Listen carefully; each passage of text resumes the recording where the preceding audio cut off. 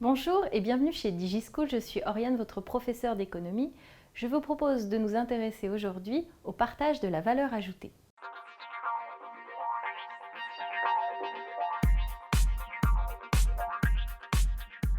Le partage de la valeur ajoutée est un enjeu véritable actuellement. Alors la valeur ajoutée va être répartie entre les différents agents économiques qui ont participé de près ou de loin à la production. La valeur ajoutée dans une entreprise va être partagée entre les salariés, l'État, les organismes de sécurité sociale, les banques, les actionnaires et enfin l'entreprise. Nous allons nous intéresser successivement à tous ces agents économiques. Alors, les salariés vont percevoir une partie de la valeur ajoutée sous la forme du salaire, c'est-à-dire la rémunération du travail qu'ils ont fourni. Ils peuvent également toucher d'autres formes de rémunération. L'État va prélever des impôts et des taxes. Ces impôts et ces taxes sont les contreparties aux services non marchands que l'État a fournis et qui vont permettre aux entreprises de produire. Il peut s'agir de la formation initiale des salariés, mais également d'infrastructures, de réseaux autoroutiers, d'aéroports, etc. Les organismes de sécurité sociale vont prélever les cotisations sociales. Ces cotisations sociales sont la contrepartie de la participation aux frais de santé des salariés et de la participation aux revenus de remplacement lorsque ces salariés sont malades. Les banques vont toucher les intérêts des prêts qu'elles ont consentis aux entreprises. Donc les intérêts sont la rémunération des prêts qu'elles ont accordés. En ce qui concerne les actionnaires, ils sont concernés par la valeur ajoutée sous la forme des dividendes, qui est la rémunération du capital qu'ils ont apporté lorsque l'entreprise réalise des bénéfices. Enfin, l'entreprise devrait conserver une partie des bénéfices qui n'ont pas été attribués pour financer ultérieurement ses investissements. C'est ce que l'on appelle l'autofinancement. Le partage de la valeur ajoutée représente aujourd'hui un enjeu majeur et peut être source de tension.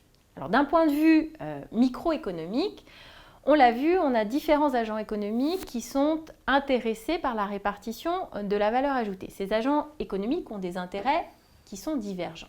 Du point de vue du salarié, le salaire est un revenu, est un facteur de motivation également. Mais c'est aussi un coût pour l'employeur. Or, les salaires et les cotisations sociales vont réduire le bénéfice de l'entreprise. Ils vont donc réduire également son autofinancement et les parts qu'ils vont pouvoir distribuer aux actionnaires.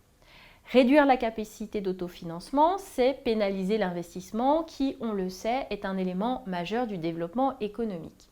Réduire la rémunération, c'est-à-dire les dividendes des actionnaires, eh bien, c'est s'exposer à des difficultés pour attirer de nouveaux investisseurs et lorsqu'on a besoin d'augmenter son capital, c'est être en difficulté. D'un point de vue macroéconomique, il existe des effets à moyen terme et à long terme qui peuvent être contradictoires. Alors, prenons les effets contradictoires d'un partage favorable aux salariés. Le salarié va vouloir une augmentation de salaire. Cette augmentation de salaire va entraîner une augmentation de son pouvoir d'achat. Grâce à cette augmentation de son pouvoir d'achat, eh bien, il va pouvoir consommer. Or, on le sait, la consommation est un élément important du développement économique d'un État, puisque la consommation, c'est environ 60% du produit intérieur brut. Mais si le partage de la valeur ajoutée est trop favorable aux salariés, eh bien, ce partage peut, dans ce cas-là, mettre en difficulté l'entreprise qui peut parfois ne pas être en capacité de s'autofinancer, qui peut avoir des difficultés d'investissement et qui peut parfois même aller jusqu'au licenciement et donc à réduire la population active qui va pouvoir travailler et qui réduira donc forcément le pouvoir d'achat et la consommation. Il existe également un effet contradictoire à un partage favorable aux actionnaires. On le sait actuellement, le partage de la valeur ajoutée est plutôt en faveur des actionnaires qui veulent une rentabilité lorsqu'ils investissent dans une entreprise. Alors, cette rentabilité est intéressante puisqu'elle va motiver les actionnaires à investir dans les entreprises. Mais cette rentabilité va parfois se faire au détriment de l'autofinancement, premièrement, donc l'entreprise n'aura pas forcément les capacités d'investir elle-même, ce qui peut poser problème, elle sera dépendante des actionnaires.